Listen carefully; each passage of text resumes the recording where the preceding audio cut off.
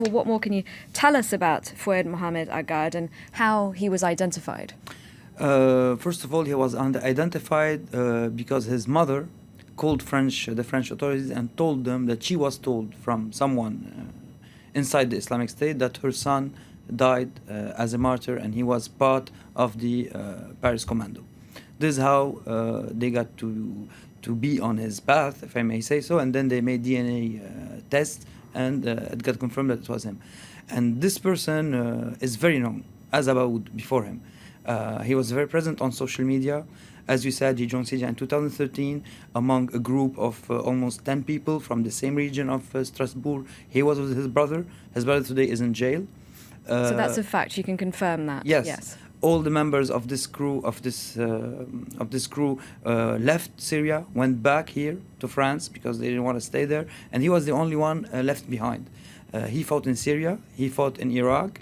He was present on social media as late as October. And then today we knew that he was part of this commando, so he succeeded in going back to Europe and in being part of this commando, which is at this point all the persons who are identified in this commando. There's 3 persons who are still not identified, but all the persons who were identified are French citizens or citizens from Belgium, which tells us that it's a homegrown crew. Even the explosive expert is almost surely from Belgium, and the authorities there are trying to get their hands on him. So this is really new. It's a homegrown crew from A to Z. The arms were bought in Belgium, the plans were made here, and all the attackers up to this point, except 3 unidentified people yet, are European citizens.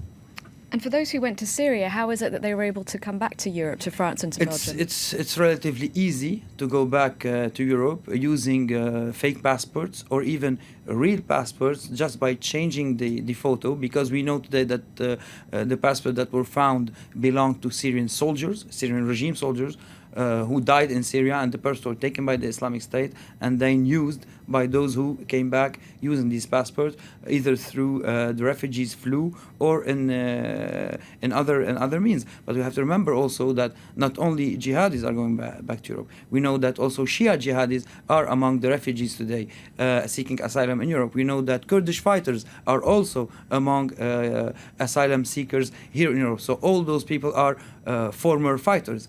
And we know also that even before the 13th of November, that people from the Islamic State managed to get to Europe for many reasons. For some of them to seek asylum, as simple as it is. And we know, for example, that people or French citizens are still trying to cross the border on the other way. Because I got in touch with a French youngster, he's 27 years old.